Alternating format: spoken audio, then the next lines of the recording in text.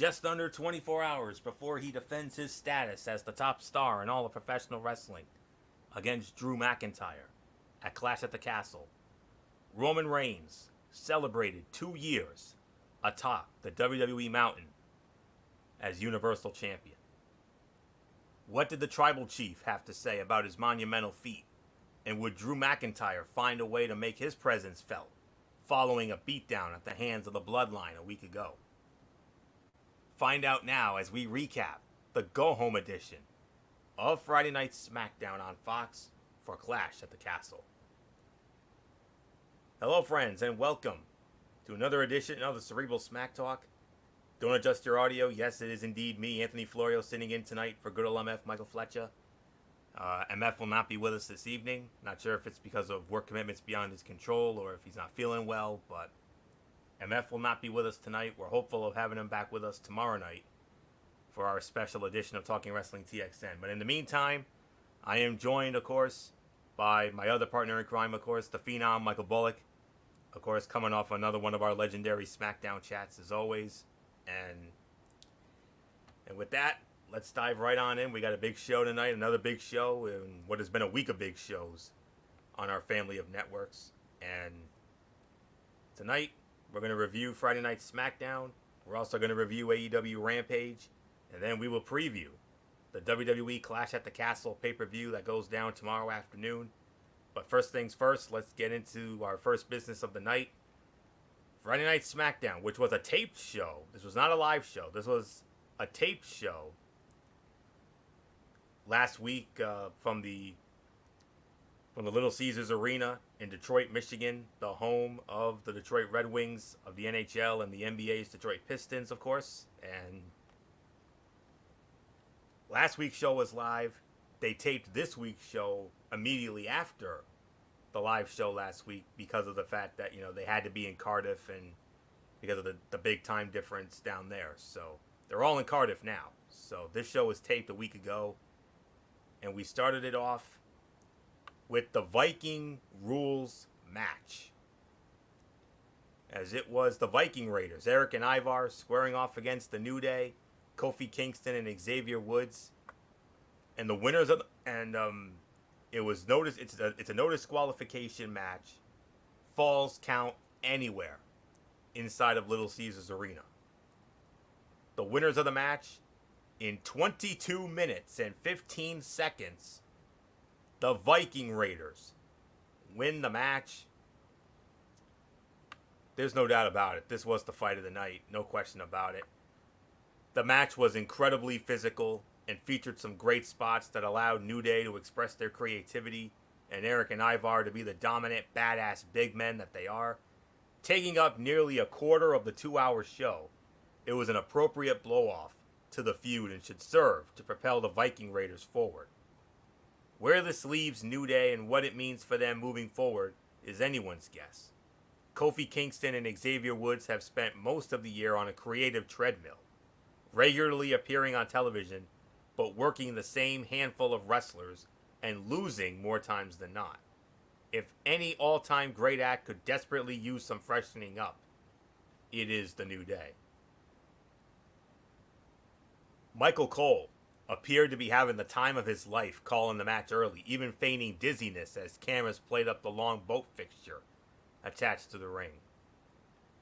Ivar delivering a running cross body to Xavier Woods into the guardrail. Kofi Kingston broke up a near fall with a double stomp from the top rope to the back of Ivar. New Day sent Eric face first into a steel chair, only for Ivar to break up that near fall. And Ivar broke out a moonsault but missed, crashing and burning in a display of incredible big man athleticism. This was easily the fight of the night, like I said. I got to give this in excess of 4.25 to 4.5 stars. This was a fantastic matchup. When I read the spoilers, I heard rave reviews about this match, and I'm not at all surprised that it ended up delivering. And the only small criticism I only have one small criticism. I would have liked to have seen a little more utilization of the Falls Count Anywhere aspect. I would have liked to see them gone a little more into Little Caesars Arena, but other than that, it was a fantastic match. 4.25, 4.5 stars. Fight of the night. No question about it. So, not much more to say here. Michael Bullock, we took this in during our SmackDown chat tonight, and all we could say was, wow. Viking rules match. It was an experience for both of us, and it's only fitting that the Viking Raiders won this matchup. Yeah, like you said, this was only fitting for the Viking Raiders to win this type of a matchup. But what a matchup this was! I mean, it really delivered here, and yeah, 4.25 to 4.5 stars. This was the fight of the night. Now, this was definitely how you start up SmackDown. I mean, yes, this was a tape show, but look, no matter how you put it, this was definitely a great way to start it. So, yeah, now what's next for both of these teams? Who knows? So we'll see how it goes. So there's really nothing more to say. So let's move right along, Florio. Yep. And we move on to the first of a multi-part series narrated by the special counsel of the tribal chief, Paul Heyman, looking back at the 2-year run of Roman Reigns as the undisputed Universal Champion. And then there was the first of many backstage moments with Sami Zayn and the Usos. Sami Zayn, of course, wearing an outfit that he probably got out of Seth frickin' Rollins' closet, no doubt about it. But then we moved on to the SmackDown in-ring debut of Karrion Kross. It's the first time we got to see the full entrance of Karrion Kross and the Smoke Show Scarlett. And Karrion Kross ended up having his first victim, which was Drew Gulak. Man, you got to feel for Gulak, man. I mean, he's a great talent and a former cruiserweight champion, and one of the faces of 205 Live. And tonight, well, they fed him to Karrion Kross. Karrion Kross, easy win over Drew Gulak. 1 minute, 15 seconds. Delicious squash. We don't even need to dive into that. So with that, let's The move only on. thing you enjoyed that was obviously Scarlett. Oh, Scarlett, absolutely. I mean, I will say this though. I will say this though when it comes to Karrion Kross. It was an effective reintroduction to Karrion Kross, who instantly looks like a big deal and should be a major player in the undisputed Universal Championship picture. He was intense, brutalizing, and emphatic in his beatdown of his opponent. And add in Scarlett's presence and the theatricality of his persona, and you have a guy seemingly made for the WWE stage, and finally, he will have a real chance to succeed, which is something he did not have in his last run with the company, which he should have. But it is what it is. So, Yeah, and I'll say this quickly, Florio. I mean, yeah. this is the Karrion Kross that we expected from when he first got called up to the main roster. But you know the deal by now. So, but McMahon. now with Triple H at the helm, he brought up the Karrion Kross that we all knew from NXT, the one who dominated that show and beat Keith Lee to become the NXT champion, and especially now that he has Charlotte by his side. Yep. And the full Karrion Kross NXT entrance is back, and the guy instantly feels like a bigger star again, and rightfully so. So there isn't much more to say here. In-ring segment, Ronda Rousey's final judgment. And Ronda Rousey, comes out and she calls out WWE official Adam Pearce, and they had a very, very heated exchange. And what happened here was it was announced via an exclusive letter, an official letter from WWE Global Headquarters, that Ronda Rousey had Adam Pearce read out loud. It was announced that Ronda Rousey's suspension was lifted and that she was eligible to return to in-ring competition effective immediately. But that might be short-lived because Adam Pearce turned heel. Adam Pearce became an old. They turned him heel. I guess I think they're going to be pushing him now as a heel authority figure. And he said some things. He went off. And well, he went a little too far. He went a little too far, and he pissed off the Rowdy One. When you piss off the Rowdy One, oh, bad things are gonna happen. And a bad thing did happen to Adam Pearce, as Ronda Rousey slapped him in that patented armbar of hers, and that was that. So Memo to Adam Pearce: always keep your words sweet, because you might have to eat them later. Because you don't want to piss off someone like Ronda Rousey. oh no. And that's exactly what you just did. Did you see the look on her face? Did I? I mean, you could just see it for yourself. I mean, remind me never to get on Ronda Rousey's bad side. A reminder And to I you, can, don't get on Ronda Rousey's bad side. yeah, and yeah, I mean, because I don't want to cross paths with her when she's angry. Because if she is, I'm gonna pull off a snaggle and say, "Exit stage left." Exit stage right even. Yeah, absolutely. The great Snagglepuss, absolutely. One of the great Hanna-Barbera cartoon characters of all time. And yeah. So with that being said, well,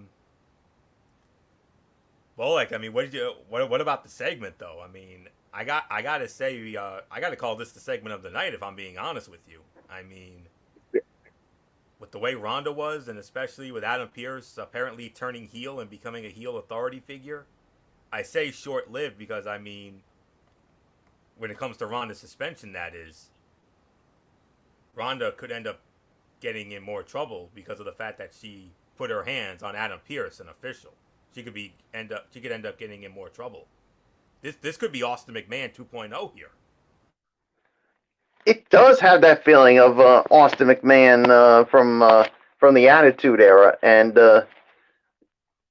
I mean, she basically is defying everything that's.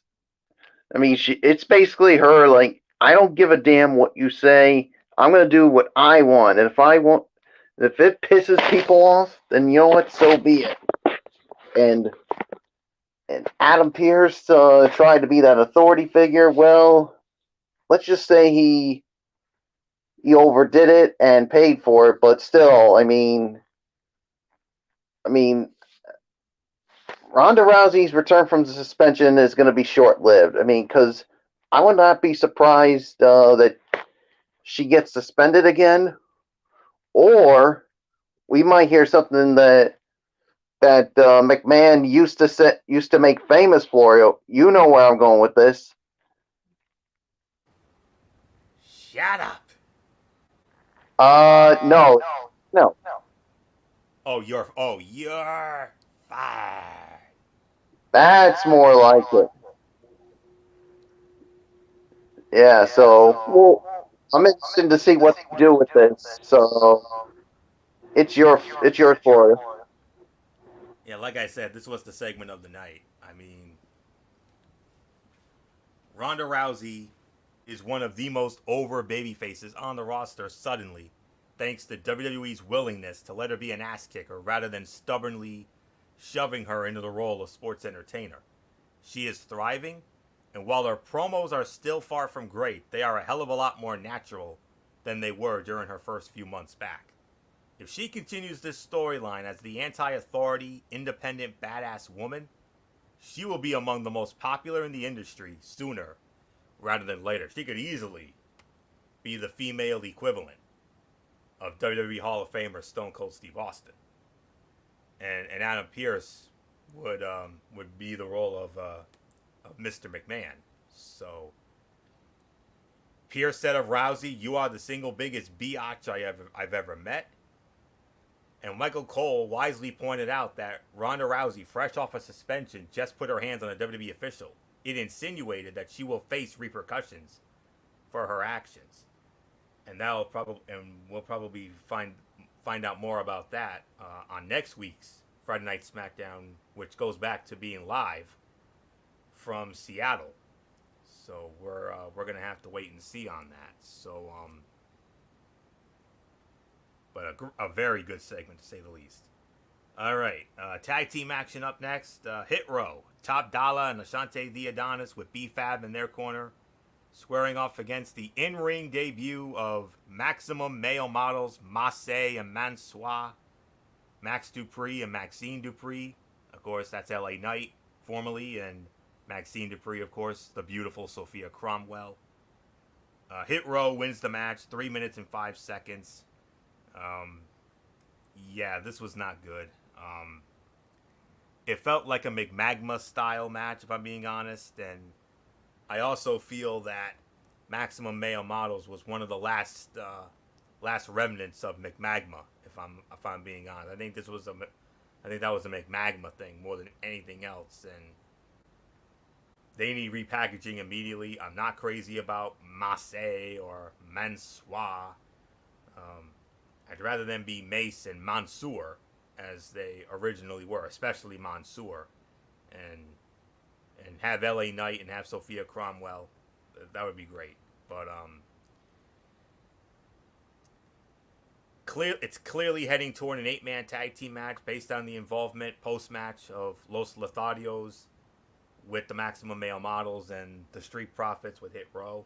Clearly heading toward an 8-man tag, and given there is not much else for any of the 4 teams to do, that's perfectly acceptable booking. As for the match itself, it was overshadowed by the incessant interference, but it was still a nice showcase for 2 teams still working to create equity with the audience.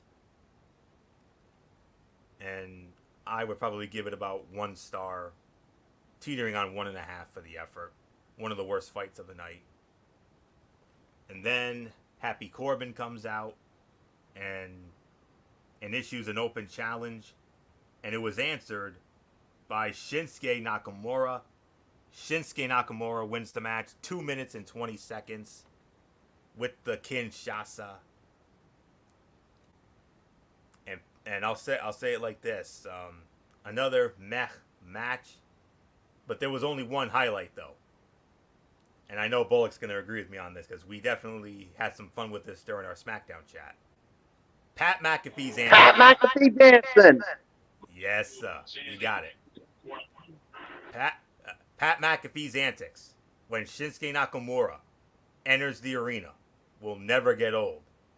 And Bullock, what else did I mention during that? Imagine his reaction when Rick Boogs returns from his injury. Oh, he's going to take his dance to another level. Absolutely.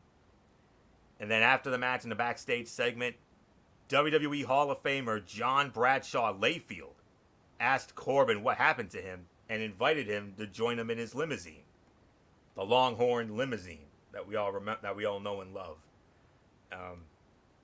I don't know why, but I'm under the impression that could they be bringing in JBL to possibly be a manager advisor for Corbin? That could actually do wonders for him, because we all know how good JBL is. So this would be a great utilization of JBL if this is the direction they're going in. But we're gonna have to find that out. Probably have to wait till next week in Seattle. But for right now, let's continue on here.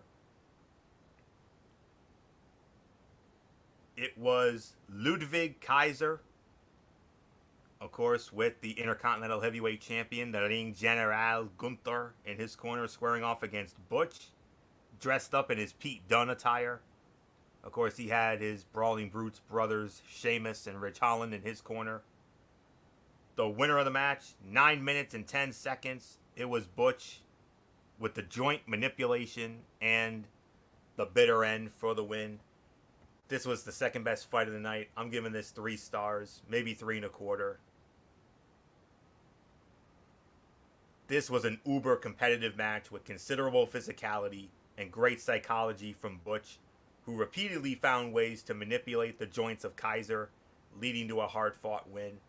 Sheamus and Gunther are going to steal the show tomorrow afternoon, but Butch and Kaiser proved here that they are anything but the background act. Butch emerged from the locker room wearing the same tights worn under his previous persona, Pete Dunne. Later, Michael Cole stopped short of calling him by that name, teasing a potential change coming for the artist formerly known as the Bruiserweight. And Ludwig Kaiser saved Gunther from an early preview with Sheamus. It'll be interesting to see if that spares him punishment for his loss at the hands of the chest-chopping Ring General. So, 3 stars, teetering on 3.25, second best fight of the night. Michael Bullock, all that I can say is, if you thought Butch and Ludwig Kaiser was a Be a Man fight, just wait till Sheamus and Gunther throw down tomorrow in Cardiff. Oh yeah, when Gunther and Sheamus throw down, this is gonna be the true definition of a Be a Man fight. Because if this is not a Be a Man fight, tell me what is.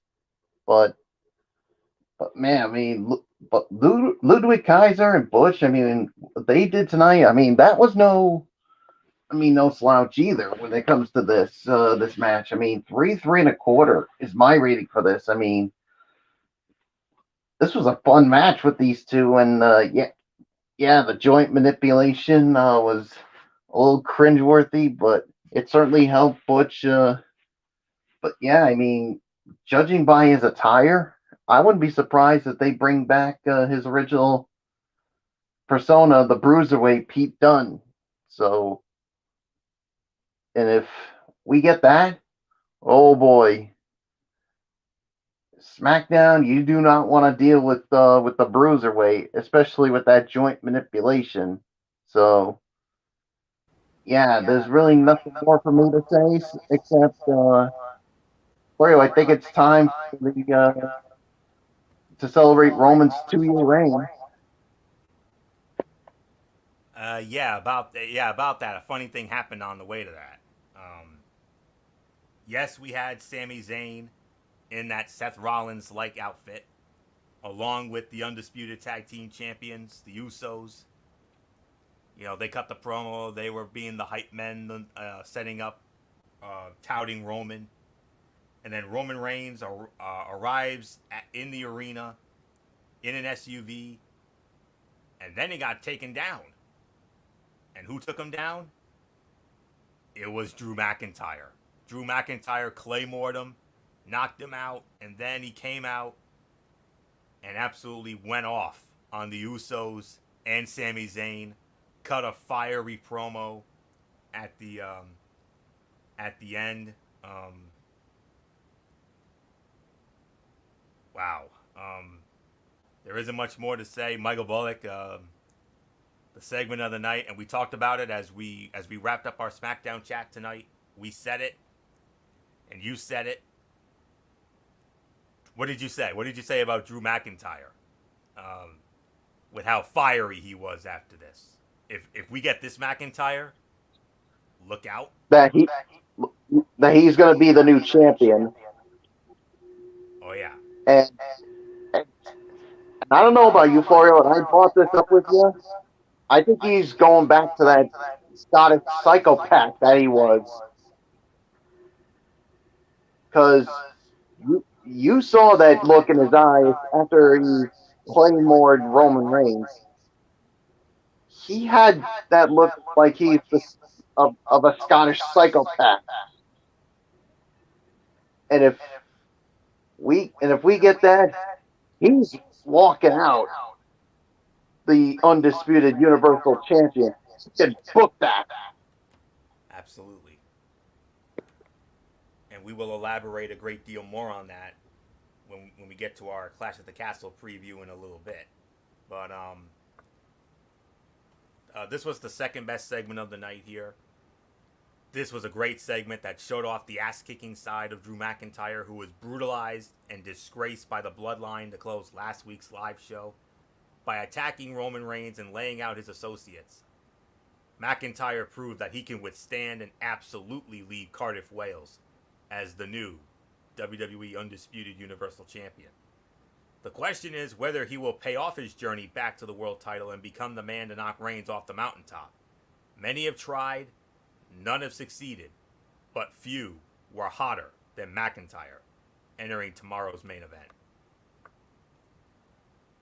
Zayn responded to Jey Uso rallying off Reigns' finishes with 100, Yeet, and Word, delivering more hilarity in what is easily his best run to date. And McIntyre mocked Reigns' primal scream before the spear through the timekeeper's area. And yeah, that's the Drew that's definitely the Scottish psychopath version of Drew McIntyre, and we'll get more into that in a little bit. So with that overall review, Michael Bullock, this taped edition of Friday Night SmackDown, which was unavoidable because the crew had to travel to Cardiff and all that, but 2 good matches, 2 good segments, a couple of other things in between. So, Michael Bullock, overall thoughts on this taped go-home SmackDown for Clash at the Castle?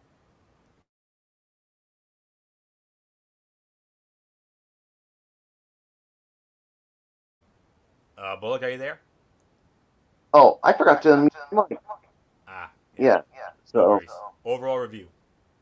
Yeah, I thought it was an okay show. I mean, certainly not the best. I mean, but the thing is, Florio, I mean, these tape shows sometimes, I mean, they don't have the same bite as it would have if it was an actual live show. So, yeah, two good matches. I mean, 2 good promo segments. Some of the other matches were left to be desired. So 6.5 for me. It's yours, Florio. Yeah, I'm right there with you. 6.5 for me as well. And Bullock's absolutely right. Solid go-home show, albeit a show that lacked the usual energy due to the show being taped after last week's live show. And like I said, it was unavoidable, given that the crew had to travel to Cardiff, Wales. But it was for this week only, and we don't have to worry about that next week and forward, because next week we'll be back to the live shows and it'll be in Seattle. So the SmackDown fallout from Clash at the Castle. So not much more to say there. I'm right there with you with the rating, Bullock. 6.5 for me as well. And we move on to, well, we go from a rare taped SmackDown to an equally rare live edition of AEW Rampage from the Now Arena in Chicago, Illinois. The Rampage go home show before the AEW All Out pay-per-view, which we'll be previewing tomorrow night, by the way. We'll get more into that in a little bit. So let me get my stuff set up here. Very rare we get a live Rampage, but they're gonna be. I hear they're gonna start doing more live Rampages, especially in the month of October. So, but anyways, let's get into this. This was the final show before Sunday's All Out pay-per-view, so this was Tony Khan's last chance to make any changes to the card and hype up the show. Following their defeat last week, Ortiz and Ruby Soho were given a non-title rematch against the AAA Mixed Tag Champions, Tay Mello and Sammy Guevara. QT Marshall battled Ricky Starks, and the Best Friends took on the Dark Order and Hangman Adam Page in a trios match to see who gets to fight the Elite Sunday night in the finals of the inaugural AEW World Trios Championship Tournament. Let's look at what happened on tonight's show. And we started off with the 6-man tag team match, the big trios matchup, the semifinal match, the Rampage final from the Rampage bracket. The Best Friends, Orange Cassidy, Trent Beretta, and Chuck Taylor squaring off against Hangman Adam Page and Dark Order members Alex Reynolds and John Silver. the winners of the match in 11 minutes and 10 seconds and advancing to the finals to face Kenny Omega and the Young Bucks on Sunday night is Hangman Adam Page, Alex Reynolds, and John Silver.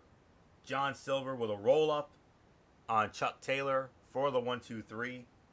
They win it in 11 minutes and 10 seconds. I gotta say, by default, this was the fight of the night. I'm gonna give this about 3.25 to 3.5 stars for the effort. The match started off with some comedy that may or may not hit depending on your own preference, but as it progressed, everything started to click.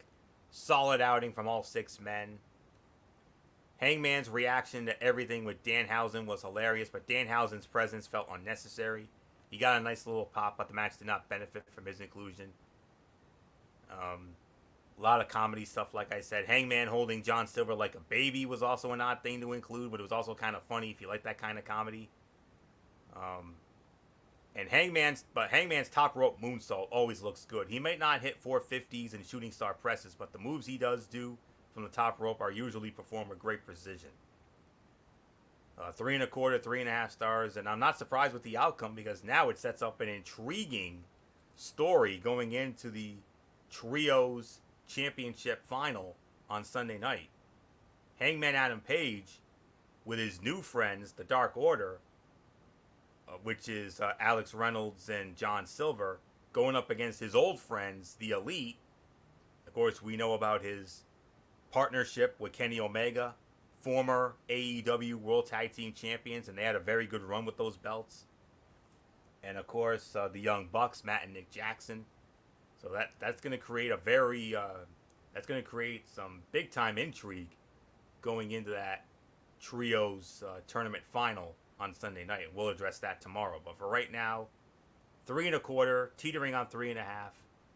For me, it was default the fight of the night. So not much more to say here. Michael Bullock, Hangman Adam Page, Alex Reynolds, and John Silver are going to the finals.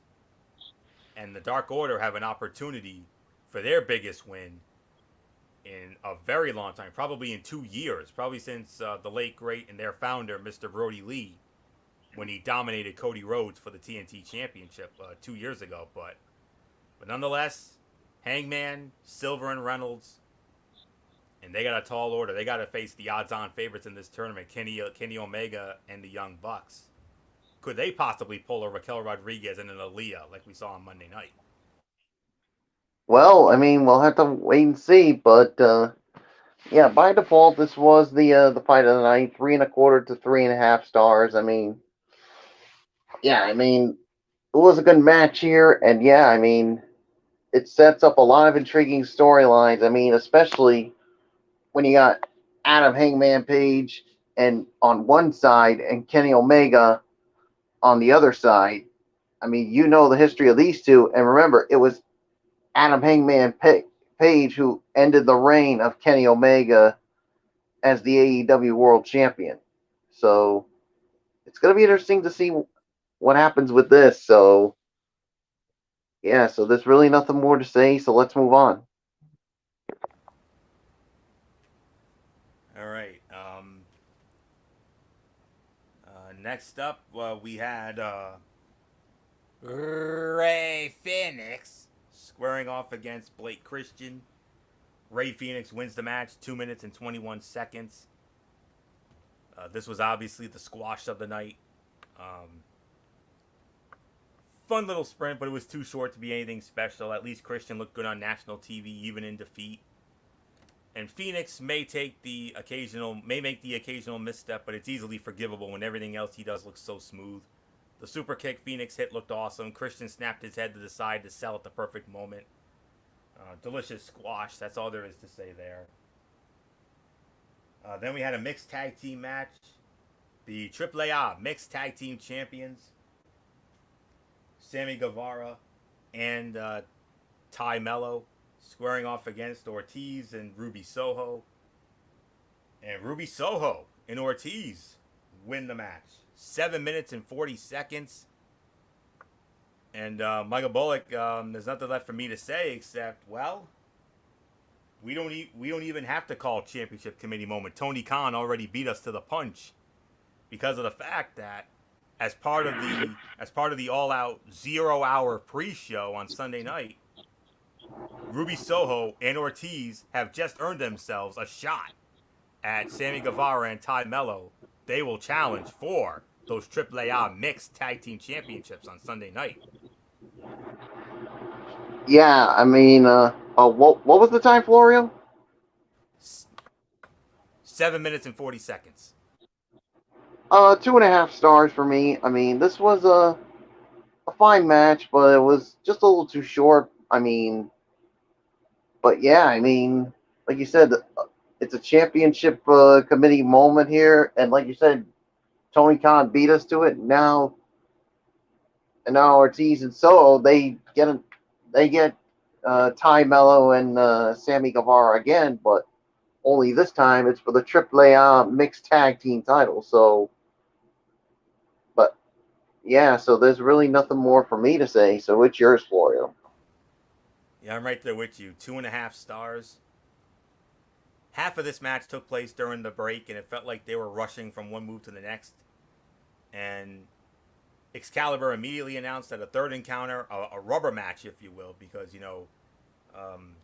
Sammy Guevara and Ty Mello won the first match last week on Rampage, and then tonight, Soho and Ortiz even the score. So, obligatory rubber match, a la Booking 101. So, the mixed tag team titles will be on the line on Sunday night as part of the pre-show, the 0 hour pre-show. Sammy Guevara and Ty Mello went from having the kind of heat that makes you want to see them get beaten up to having the kind of heat that makes you want to see them go away. Mello got hit with several headbutts and barely sold it. You can sell moves quickly without making them look completely ineffective. Guevara looked like he was in more pain after Soho hit him with a headbutt, and the Insaguri Guevara hit to Ortiz barely looked like it made contact, if at all. 2.5, teetering on 2 3/4 of a star. And then the main event of the evening. Yeah, and then we had a couple of segments here.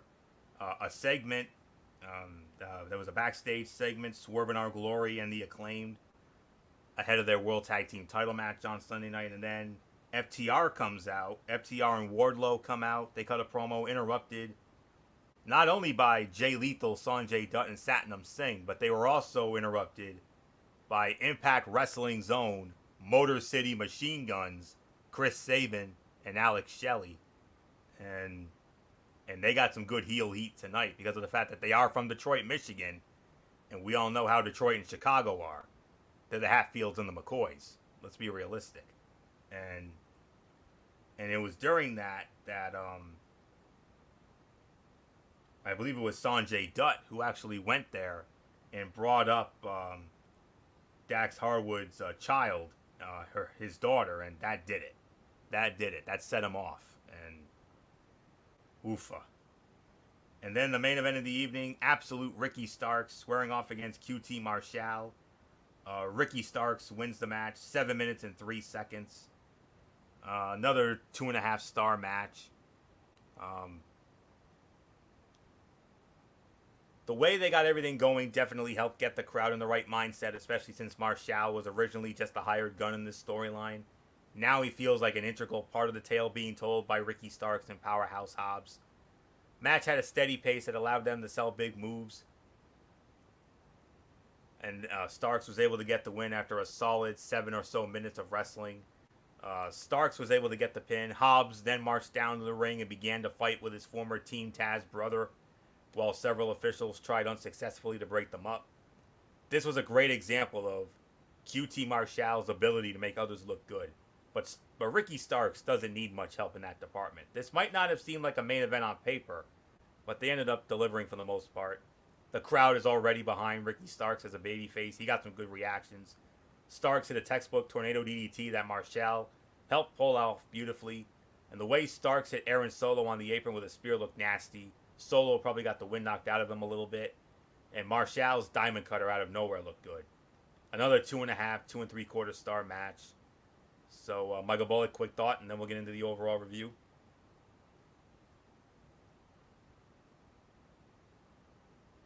7 minutes and 3 seconds, the time of the fall, by the way. All right, yeah. Another 2.5 star match for me. I mean,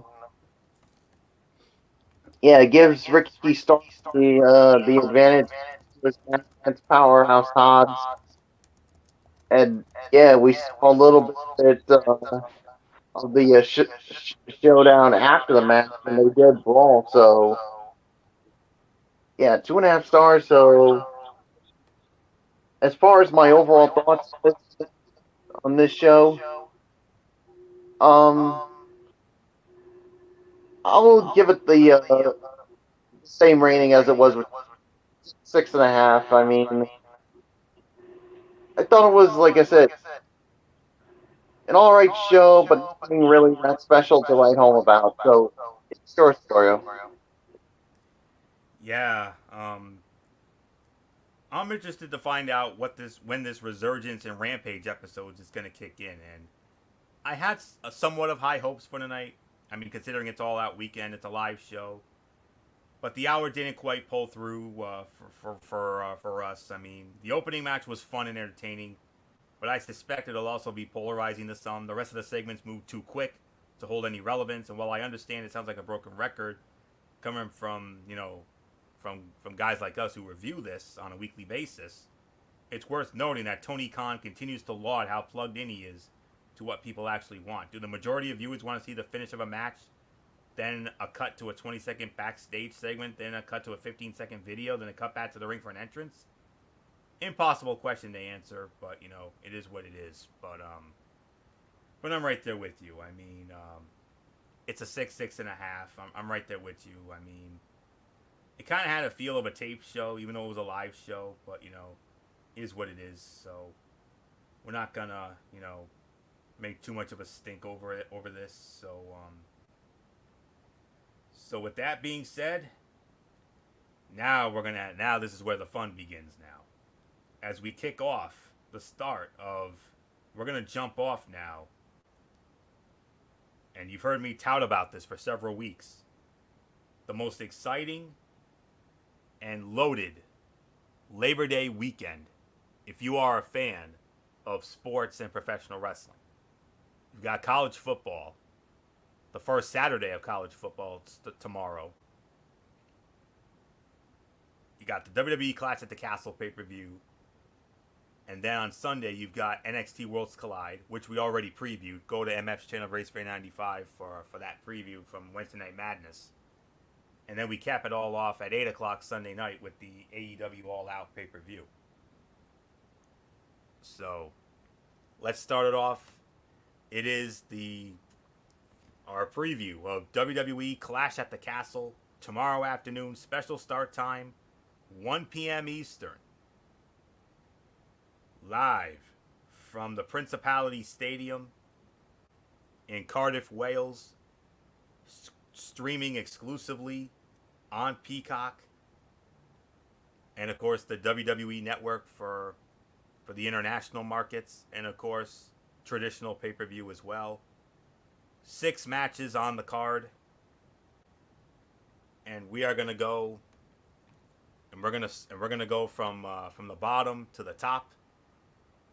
And we are just one day away from WWE's biggest stadium show in the United Kingdom in 30 years.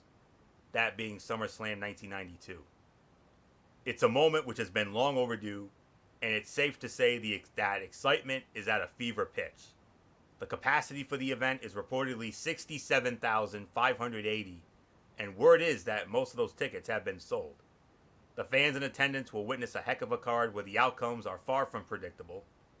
It's fitting that Drew McIntyre will headline the show, but can he actually dethrone Roman Reigns as the undisputed champ? Does Reigns have an insurance policy to hold on to the gold a little longer? Can Seth Rollins and Matt Riddle steal the show? Or will that honor fall to what promises to be a hard-hitting matchup between Gunther and Sheamus for the Intercontinental Heavyweight Championship? Can Liv Morgan withstand the threat of Shayna Baszler and add legitimacy to her SmackDown Women's title run? That's just the tip of the iceberg of the questions going into this event. It should be a great one. And with that, we're gonna We're gonna start at the bottom, and we're gonna go to the top in that order. And we're gonna start it off with the match that was the most recent addition to the card, which was announced this past Monday night on Raw. A tag team match, Edge and Rey Mysterio, with Dominic Mysterio in their corner squaring off against Finn Balor and Damian Priest of the Judgment Day, with Rhea Ripley in their corner. It seems as though WWE has been teasing the breakup of Rey and his son Dominic for at least a year at this point. Every time Dominic seems on the precipice of turning on his father, the storyline changes in the other direction. The storyline changes in the other direction, or neither are seen on TV for a while, and when they reappear, all was well in the Mysterio household. If there was ever a time to break these two up, this has to be it. The Judgment Day and predominantly Rhea Ripley have been abusing Dominic for weeks. It's gotten to a point where Dominic may be suffering some kind of Stockholm syndrome, as he was stopped in his tracks by Ripley on Raw and ultimately gave her his kendo stick. Is Dom developing feelings for Ripley? Is he under some kind of Judgment Day spell? One thing is for certain, he's not happy that Father Ray is teaming up with Edge for this match instead of him. Ray and Edge are former WWE Tag Team Champions, but that was a long time ago, as they haven't tagged together in nearly 20 years. On the flip side, Damian Priest has been killing it on his promos of late, and Finn Balor is starting to feel more like the NXT Prince, and that's a good thing. While Edge had a tremendous win over Damian Priest a couple weeks ago on Raw in his hometown of Toronto, this really feels like it's time for the Judgment Day to get a high-profile win. The one wild card in this one is whether Beth Phoenix gets into the mix. I think that may be saved for the follow-up to this match. Give Judgment Day the win, and look for Dominic to turn on his father and officially join his former enemies. So, winners of the match, the Judgment Day. And Michael Bullock, the only reason why the Judgment Day will win this match, the long-awaited and anticipated heel turn of Dominic Mysterio. He's going to turn. I know it. Yeah, I think this is the time where Dominic Mysterio turns heel, and I think he's going to end up joining the Judgment Day and make that faction even stronger than what it already is. So, yeah, I think this is the time where the Judgment Day gets a big high time profile win, and they're going to do it in Cardiff, Wales. So, Judgment Day will win this match, and Dominic Mysterio will turn and become the newest member of the Judgment Day. As Damian Priest would say, and you know what he would say to you and me, Florio, you two should rise for the Judgment Day. Absolutely he would. But my message to him, I ain't rising for anybody. Neither am I. So with that being said, you obviously have Judgment Day winning as well, Bullock. So, all right. So just want to make sure. So, all right, Bullock, you lead off on the next match. 6-woman tag team matchup. Raw Women's Champion Bianca Belair, Alexa Bliss, and Asuka squaring off against Bayley, Dakota Kai, and Io Sky, unofficially named Damage Control. With all the interactions we've seen over the last several weeks with these 6, oh boy, just imagine what the match is going to be like. It's going to be a barn burner, I'll tell you that right now. With these 6 women here, I mean, with the interaction that's been going on, but ever since Bayley returned, and of course with Dakota and Io, I think they need a big time win here, and I couldn't think of a better place than Cardiff, Wales. So I got Bayley, Dakota Kai, and Io Sky winning this one, and I think Bayley is going to get the pinfall on Bianca Belair, and I'm going to say this, Florio. When she does that, I think you're looking at the next number 1 contender for the Raw Women's title. 100% agree. 100% agree, Bullock. I'm right there with you. And I could see that match happening maybe at the next pay-per-view, which is Extreme Rules, Columbus Day weekend on Saturday, October the 8th in Philadelphia. So maybe they can make that an Extreme Rules type of match. I don't know. We'll have to wait and find out. But this match has been in the works for weeks, but the rivalry has been paced well, and there's been just enough restraint to make this matchup meaningful. Bayley, Dakota Kai, and Io Sky should have some extra motivation after Raquel Rodriguez and Aaliyah pulled off a shocking victory to win the WWE Women's Tag Team Championships this past Monday night on Raw. Of course, Belair, Bliss, and Asuka played a role in that finish by chasing off Bayley from ringside and causing enough chaos for Aaliyah to take advantage. While Belair, Bliss, and Asuka were able to frustrate their opponents on Monday night, we're thinking they will not be as fortunate tomorrow. Bayley, Kai, and Sky need a win to cement their place as the dominant new force in the women's division. Belair, Bliss, and Asuka were largely thrown together on the fly, and while they are all great talents, this trio isn't likely to have the same longevity. Storyline-wise, it also makes sense for Bayley to have the upper hand going into a potential Raw Women's Championship program with Bianca Belair. Just imagine the promos Bayley will cut if her team wins tomorrow. That's easy money. Look for Bayley, Kai, and Sky to bend the rules and walk away with the victory in Cardiff. So I'm right there with you. The unofficially named Damage Control, Bayley, Dakota Kai, and Io Sky win the match. Right there with you. Next match on the fight card, the newly renamed Matt Riddle squaring off against Seth frickin' Rollins. This one has been percolating for quite some time, but as Ron Burgundy would say, things really escalated this past Monday night on Raw. These two have been going at it seemingly ever since Randy Orton went down with the back injury, left to fend for himself. Riddle came within a hair of winning the Money in the Bank briefcase, and then all the attention turned to Seth Rollins. The two appeared to be headed for a match at SummerSlam, but after a Rollins attack, Riddle was not medically cleared to compete. The two have been brawling with each other every chance they get, including in the parking lot just prior to this past Monday night's Raw. Later in the show, the two went back and forth from separate areas in an interview segment, and once they thought the cameras had stopped rolling, things got personal. Earlier in the interview, Riddle said that the only man in Rollins' family was his wife, Becky the Man Lynch. Rollins sniped back that he can't even talk about Riddle's family because his wife divorced him and his kids don't want to see him. The part about being divorced is at least legit. In 99 times out of 100, with reality-based storytelling, the end product is vastly superior. The real emotions really start flowing and the audience gets sucked in even more.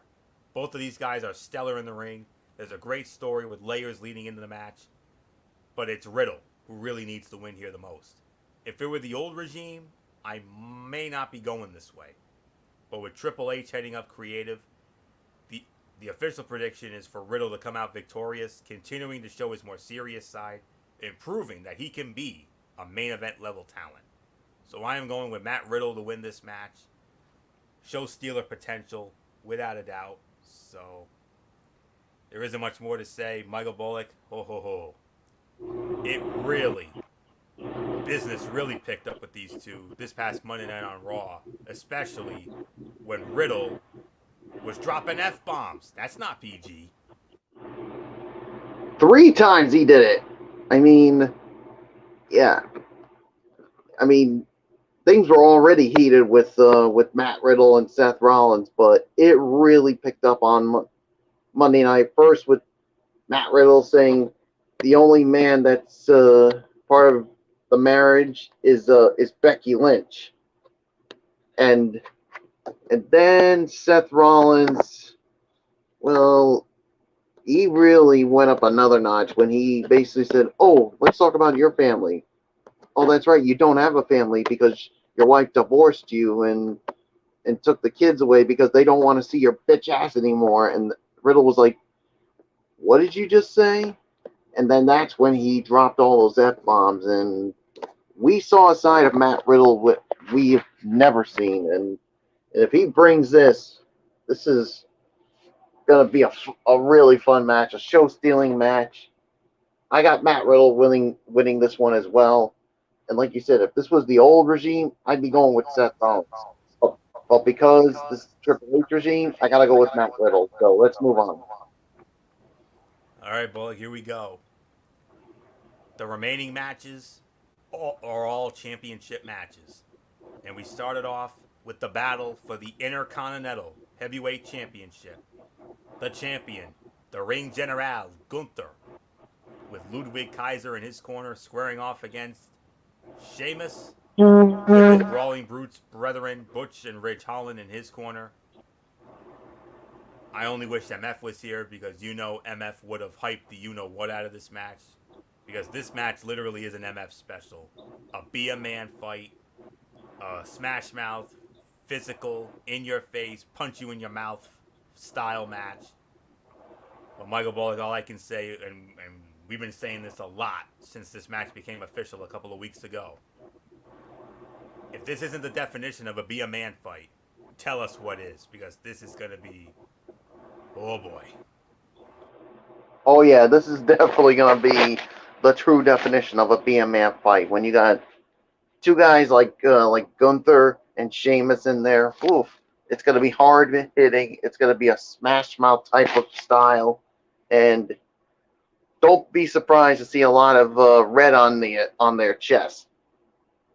So, as much as I want to see Sheamus win and become the Grand Slam champion, I got to go with Gunther here to retain the title. I mean, he's just been dominant with the title. I think they need to keep it on him. So I'm going with the Ring General Gunther to retain the title. So it's yours. When it comes to this, I mean, I'm not sure if anyone has ever said this about a Sheamus match, but they're looking more forward to this match than any other on the card, and rightfully so. And admittedly, it's mostly because of Gunther. But it does take two to tango, as they say. And Sheamus is the perfect opponent for the former Walter. With the match taking place in Cardiff, Wales, it's hard to know if either competitor will have a clear home field advantage. Sheamus is from Dublin, Ireland, but Gunther was also the longest reigning NXT UK champion in history, and it's not even close.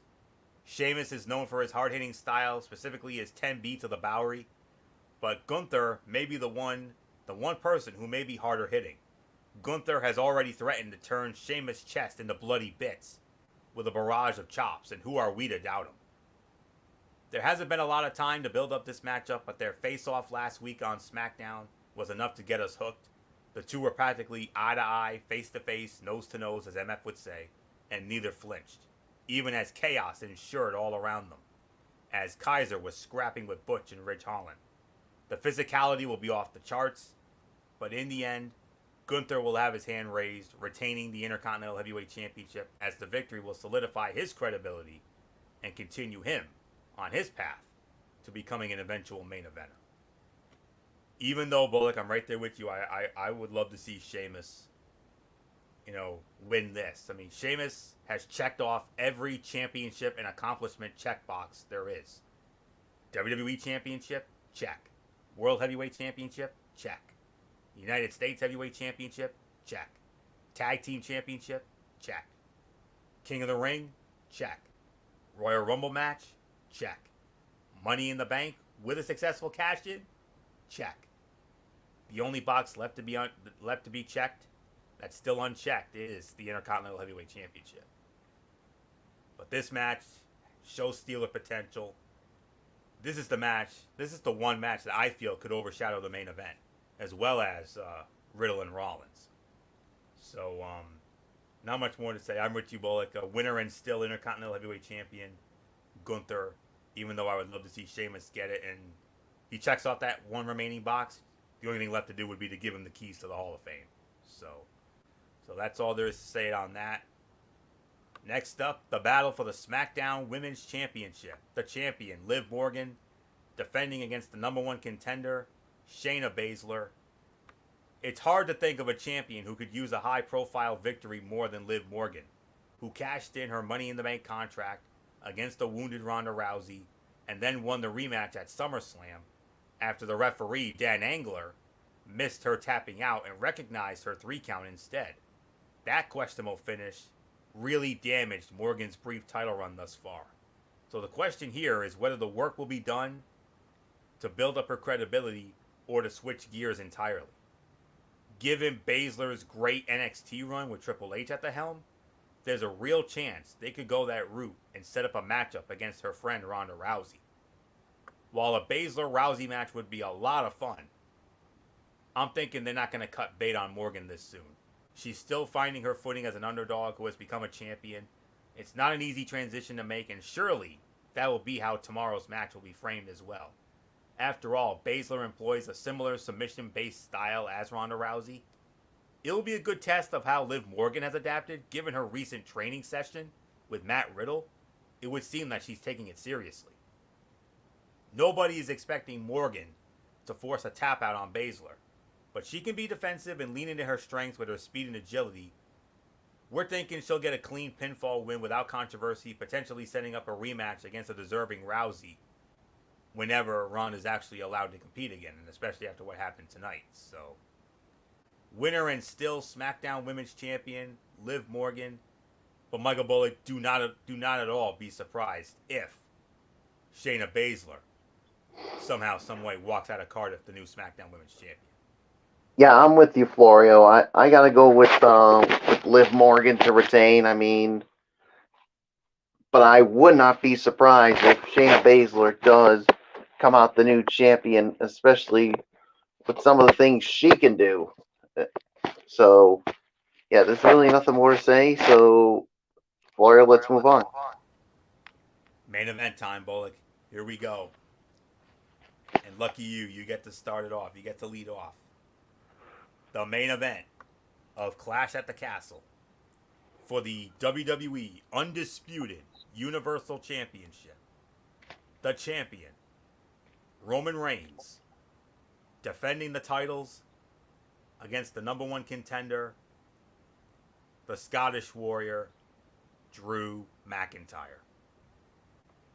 Michael Bullock, as Jesse the Body Ventura famously said at WrestleMania 5 prior to the Mega Powers exploding, this is what the words main event were meant for, because this is the main event. Brother, it don't get no bigger.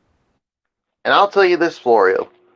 I mean, when they first met at WrestleMania 35, I mean, that was, I should say, that was sort of the appetizer. Now, this is the real main course with these two, and it doesn't get any bigger than this with the undisputed Universal title on the line. And Roman has dominated this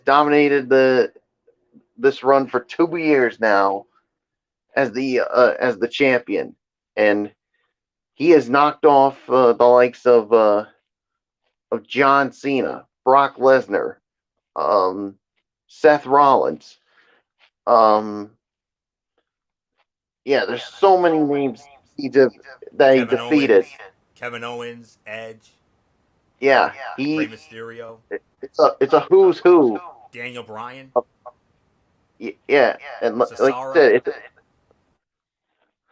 it's like a who's who of names. I mean, and people have wondered, when is this run finally going to end?